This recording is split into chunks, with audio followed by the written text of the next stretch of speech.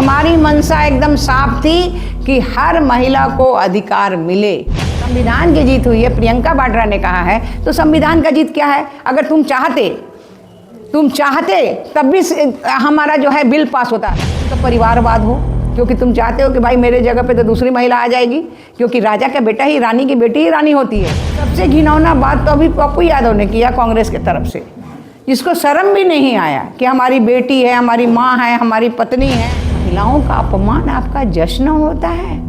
आने वाले समय में महागठबंधन को भारी से भारी आक्रोशों का सामना करना पड़ेगा और झाड़ू उठा के पूरी सफाई कर देंगे। नारी बंधन शक्ति का जो 17 तारीख को जिन लोगों ने उसको शर्मसार किया है, उसके लिए हम लोग हर जगह जाके अपने महिलाओं के बीच में, अपने पुरुषों के बीच में इस बात को रखना चाहते हैं। क्यों रखना चाहते हैं? क्योंकि भारत की संस्कृति जो है वो अर्धनागेश्वरी की है, और शुरू से आप जानते हैं कि पुरुष और महिला बराबर होती थी। और हमारे प्रधानमंत्री जी ने खुले हृदय दिल से जो था वो अपना जो बिल लाए कि नारी शक्ति वंदन में 33% उनको आरक्षण मिल जाए राजनीति में। क्योंकि आप देखते हैं कि राजनीति में महिलाएं काम करती हैं, काम तो बहुत लोग कराते हैं, लेकिन टिकट देने में आनाकानी होता है। लेकिन जब रिजर्वेशन हो जाता है तो वहाँ किसी की कुछ चलती नहीं है, और वहाँ जो है ऑलरेडी सभी महिलाएं हमारी परिपक्व हैं और सब महिलाएं हमारी काम करती हैं, क्योंकि हम अर्धनागेश्वरी के रूप में रहते थे।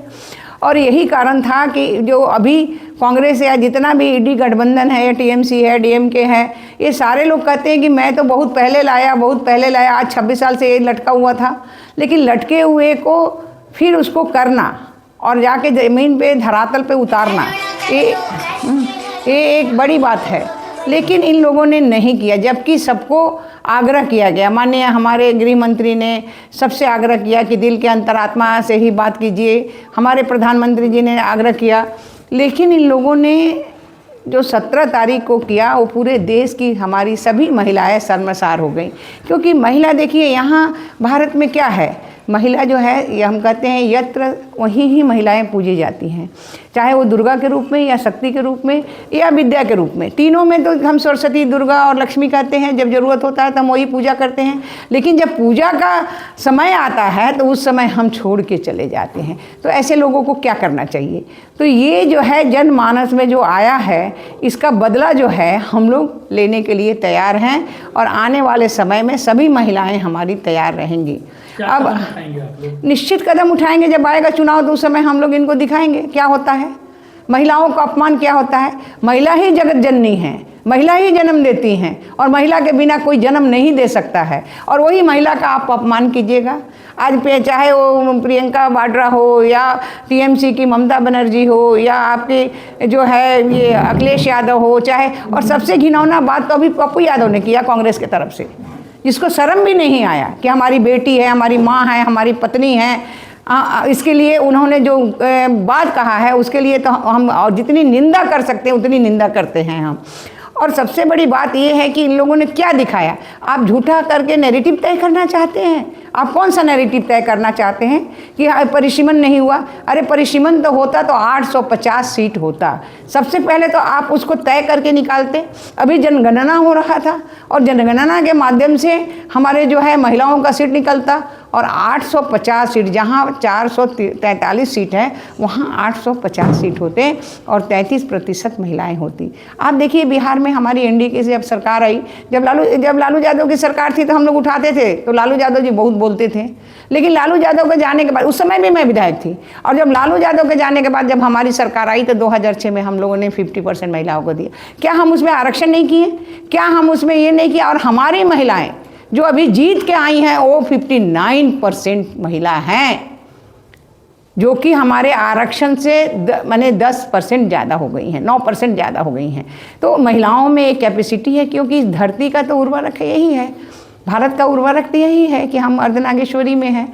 तो कहने का मतलब है कि हम अच्छे काम कर रहे हैं। और ये जब जिस दिन बिल गिरा तो ये सारे, चाहे वो कांग्रेस हो, चाहे डीएमके हो, या आरजेडी हो, या आपके टीएमसी हो, जो महिलाओं की पार्टी कहते हैं कि हम महिला, ममता बनर्जी कहती है कि हम महिला की पार्टी हैं, चाहे वो हो, सबने खूब अच्छे से पिकनिक मना रहे थे, जश्न मना रहे थे। यानी महिलाओं का अपमान आपका जश्न होता है। महिलाओं का आपको शर्म आनी चाहिए कि उस दिन जो हम लोग 50% रहते हुए हमारा बिल गिरा है और बहुत कम से गिरा है। विपक्ष का कहना है कि सत्ता पक्ष नैरेटिव सेट करना चाहती है, जिस प्रकार उनको पता था सत्ता पक्ष को कि 2/3 बहुमत नहीं है, उसके बावजूद बिल को लाया गया और यह बिल पहले भी लाया गया था, विपक्ष उसमें समर्थन की थी, लेकिन चुनाव को देखते हुए इस तरह का देखिए उसमें समर्थन किए थे आप, उस समय समर्थन किए थे, पास क्यों नहीं किए? आज क्यों आप बिल को गिरा रहे हैं? कोई हमारा उसमें जो एकदम एक ये भी नहीं था। और कहने का मतलब है कि विपक्ष का जो है संविधान की जीत हुई है, वाड्रा ने कहा है संविधान की जीत हुई है, प्रियंका वाड्रा ने कहा है। तो संविधान का जीत क्या है? अगर तुम चाहते तब भी हमारा जो है बिल पास होता। तुम तो परिवारवाद हो, क्योंकि तुम चाहते हो कि भाई मेरे जगह पे तो दूसरी महिला आ जाएगी, क्योंकि राजा का बेटा ही, रानी की बेटी ही रानी होती है। आप देखे होंगे कौन था? नेहरू जी थे, इंदिरा गांधी थे, राजीव गांधी थे। आज जिसको बनाना चाह रहे हैं वो हैं हमारे यहाँ देख लीजिए लालू यादव, बेटा को तेजस्वी, पत्नी जो है वो एक तरफ नेता है, एक तरफ में पहले पूर्व मुख्यमंत्री थी। मुलायम सिंह को देख लीजिए, अखिलेश यादव। तो कहने का जो परिवार, स्टालिन को देख लीजिए उनकी बेटी। तो कहने का मतलब है कि जो परिवारवाद में है, इधर ममता बनर्जी को देख लीजिए, भतीजा। तो कहने का मतलब है जो परिवारवाद से माने परिवारवाद को चाहता है वो कभी नहीं चाहेगा कि आम जनता, एक गरीब महिला आगे आए। और आज तक कोई बना है उनके यहाँ कोई गरीब महिला? अब मेरे जैसी महिला, अति पिछड़ा की महिला, हमने क्या, हम तो आए जो डिप्टी CM भी रहे, हम 6 बार से विधायक हैं, हम 3 बार मंत्री रहे। क्या उनके यहाँ कोई बनता है क्या? कौन बनेगा डिप्टी CM? तेजस्वी बनेंगे। कौन बनेगा मुख्यमंत्री? आज मेरे यहाँ भाई सम्राट जी बने हैं, उनके यहाँ कौन बनेगा? तो हमारी पत्नी बनेगी या हमारा बेटा बनेगा। उनके यहाँ कौन बनेगा प्रधानमंत्री? तो राजीव गांधी का बेटा, यदि इनका बेटा तो बनेगा ये राहुल गांधी बनेगा, प्रियंका बनेगी।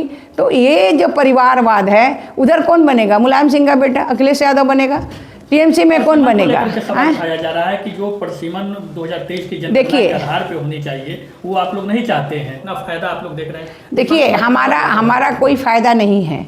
हम चाहते हैं कि फ्रेश, आज कब गिनती हुआ था और वो जो परिसीमन बना था, लेकिन आज अगर करंट परिसीमन बनेगा तो वो कम से कम 50 बरस तक जाएगा ना, जाएगा 25 साल तक। आज जहाँ 50 करोड़ पर परिसीमन हुआ, आज 140 करोड़ लोग हो गए हैं। तो क्या परिसीमन हम गलत कर रहे थे? क्या हम नई जनगणना में हम गलत काम करना चाह रहे थे? कोई गलत, हमारी मंशा एकदम साफ थी कि हर महिला को अधिकार मिले हर जगह। चाहे छोटे छोटे राज्यों की आपने बात कहा, छोटे छोटे राज्यों की तो और ज़रूरत है। अगर उसकी संख्या देखिएगा तो पहले तो कम था 23, अब अगर हो जाता तो 28% वो बढ़ जाता। तो कहने का मतलब है कि हम तो हर राज्य के लिए, चाहे वो केंद्र शासित राज्य हो, चाहे छोटे छोटे राज्य हो, हर में हमारा परिसीमन जो है, अगर नए काउंटिंग से हम करेंगे। चुनाव कब है? 29 में आते आते आपका सारा 1 साल का तो आपका परिसीमन ही है, 1 साल का तो काउंटिंग ही है जनगणना। 1 साल में सारे परिसीमन साफ हो जाते हैं। अभी 26 चल रहा है, 27 होता। तो क्या हमारी मंशा साफ थी, आपकी मंशा गलत थी?